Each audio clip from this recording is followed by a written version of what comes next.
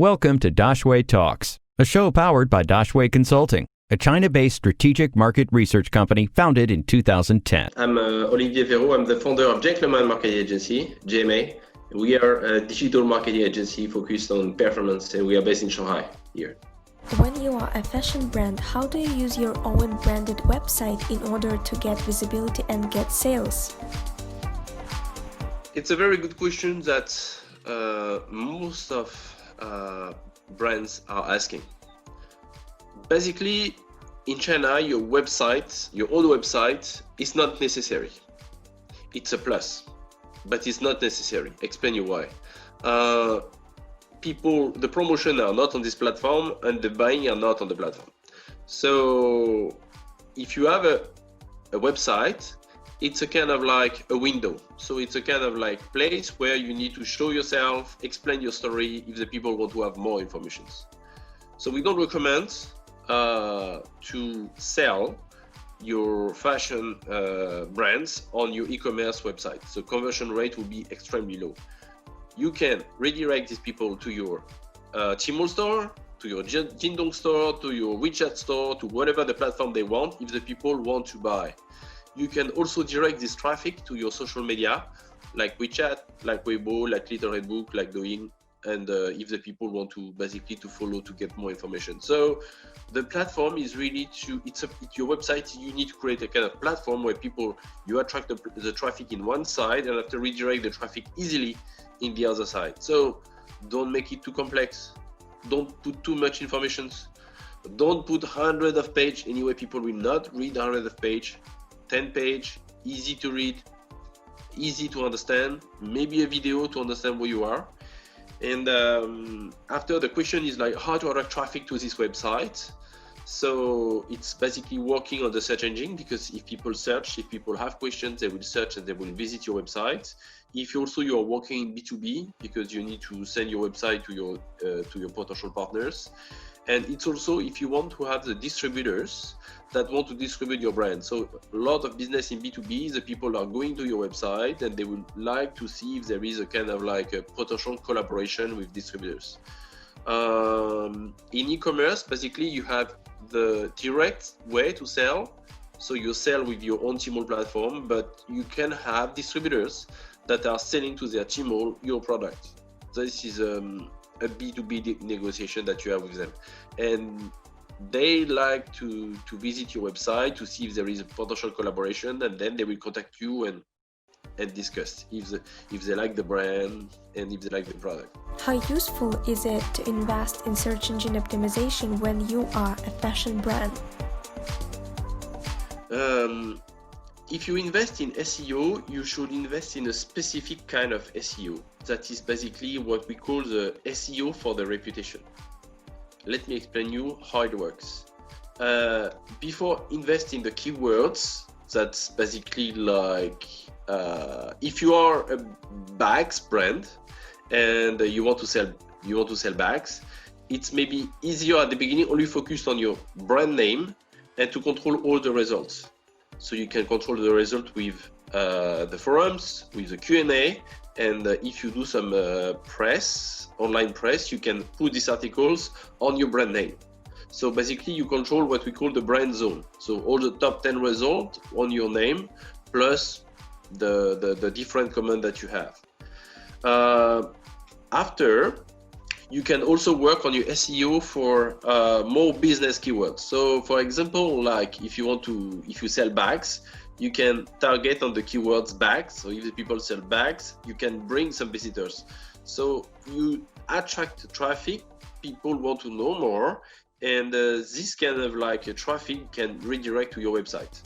It's cost a lot, and usually what we see it's not ROI positive, so it doesn't bring or generate sales as what brand request or how it works in Google. However, there is some special term or some special question where you can apply and it can be extremely good. So for example, if you are doing like a very good quality of leather bags, then you can appear on these long-term keywords, because if the people are searching like high quality French leather bag and you appear there, if you only get like 50 visitors per day, these visitors are extremely good quality. So this they can bring good results. There is also some kind of like a little bit hack techniques that you can also use. It's to basically to steal the traffic of other brands. So for example, like if you want to compare yourself to Hermes, you can put like leather bags, Hermes vs mine. And then you can write an article to speak about the difference between you and them, and you can position it yourself on the keyword leather bag Hermes. So you can steal some traffic. So if the people are thinking of buying an Hermes bags in leisure, they have the opportunity to compare yourself on the other.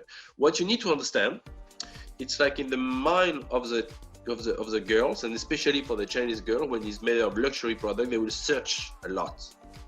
And when they search, they like to compare. They like to compare this brand with the other, and they like to understand, to have an idea. So this kind of like articles is just a simple explanation of to compare this one vs the other one. What quality this one uses vs this quality is other one. It's a little bit gray in the West, because in the West we think that is not very ethical, but in China it's happened a lot, and in the mind of the consumer it's very normal. There is nothing bad about this to compare. What is the process of opening an official Tmall store for a fashion brand, and what are the associated costs? I don't have the exact data, and it's changing all the time. It's also changed if you are a fast fashion brand or if you are a luxury brand.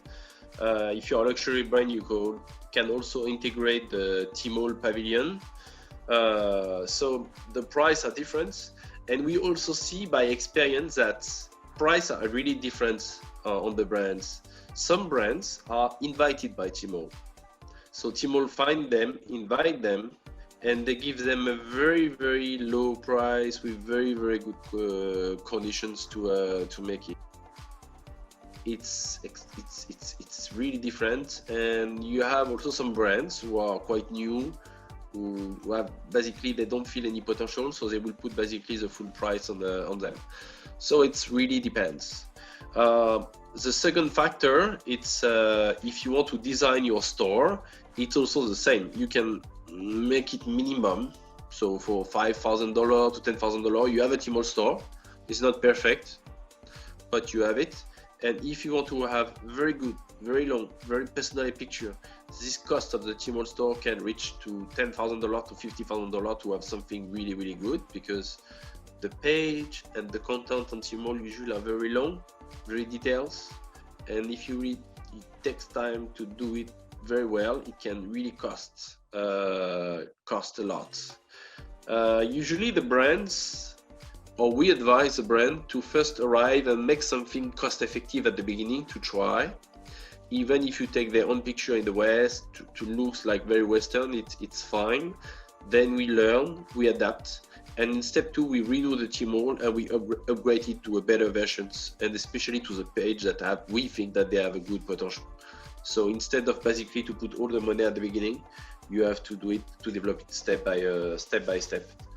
So that's basically more logic. You learn, you make mistakes, so your budget is not very high, and when you feel that it's doing very well, it's doing very good, then you can basically increase your landing page and basically put more traffic, buy more KOLs directly on this page, on this product.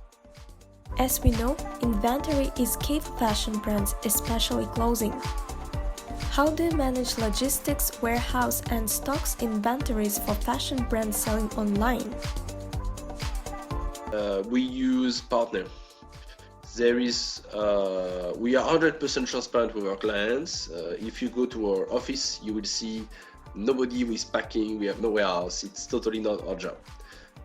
In China, there is a lot of logistic companies, so they can choose. They are usually pretty effective.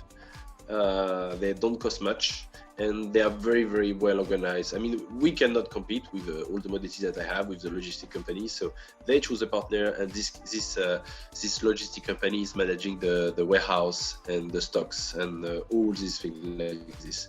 In fashion, usually you have some logistic company that are specific to the fashion, so they have a way to organize their store and something like this. So it's totally not our core business. Any questions? We will find an expert to answer them.